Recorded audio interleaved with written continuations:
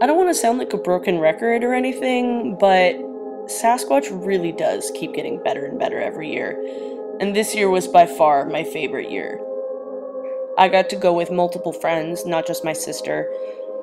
It was my 4th time shooting the festival, and the lineup was the best that I've ever seen. The weather was beautiful, and it was just amazing. It was all kinds of amazing. Sasquatch is my favorite part of the year because it's just thousands upon thousands of people all gathering in the middle of nowhere in the most beautiful place that I've ever seen in the world for music. And sometimes it takes me hearing musicians say how lucky we have it to have the gorge in our backyard. And we really do. No other festival has this, and we get it. We get to have this, and I really hope that people don't take it for granted. I got to see musicians that I haven't seen in years, like Vampire Weekend, and I got to see musicians that I've loved for years, but I've never gotten to see live, like Block Party and Arctic Monkeys and the XX, and I got to dance around with people that I didn't know and make new friends and make new Canadian friends. And the festival opened up the most perfect way it possibly could, with Macklemore headlining the main stage.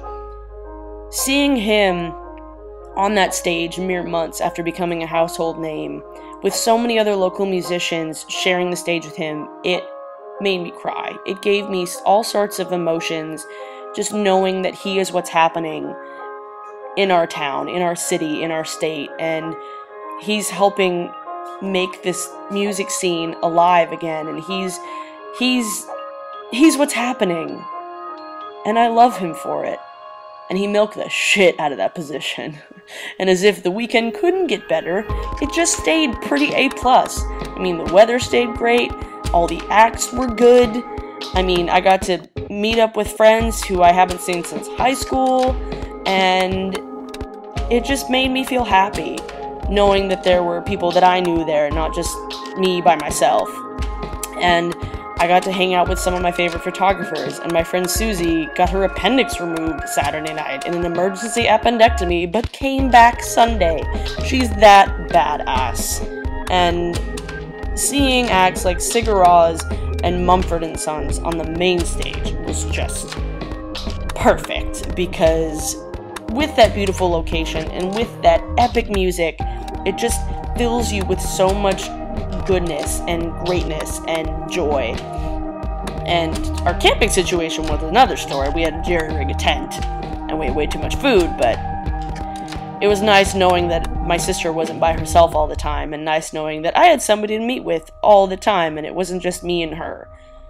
Because people were there that I knew, and I got to meet subscribers. Like, 4 of you guys came up to me and said hello, and it made me feel kind of famous. Like, it happened when I was with my photographer friends, and they were like, hey, that's kind of cool. It's like, yeah, I feel famous right now. I got people coming up to me and saying they like me, out of the blue, strangers. And that's the community that we're in, and that's the community that Sasquatch is. Just people who don't know each other just become this family for the weekend. Become this weird, smelly family. And, I mean, during Edward Sharpe, it was the best example, because I'm pretty sure everybody was there singing along to Home, and people were crying, and people were dancing, and people were just marveling in the gloriousness that is that song and that location, and I loved it. I loved it. And I loved everybody around me. I mean, that whole weekend was perfect, and while Monday it started pouring down rain, it ended the way that it needed to. Sasquatch ended perfectly, because we opened with Macklemore, what's happening right now in Seattle music, and we closed with the Postal Service, what's been happening for 10 years, and they came together as a reunion, and Ben Gibbard said it better than anybody when he told the crowd, it makes us so happy that all of you still love this record 10 years after it came out. And it's true. It made me feel all sorts of emotions from my adolescence, and it was the perfect way to end the festival. And I stayed till the end. I've never done that before, and I wouldn't have had it any other way. And I started crying at the end of it because I didn't want it to be over. but there's always 2014.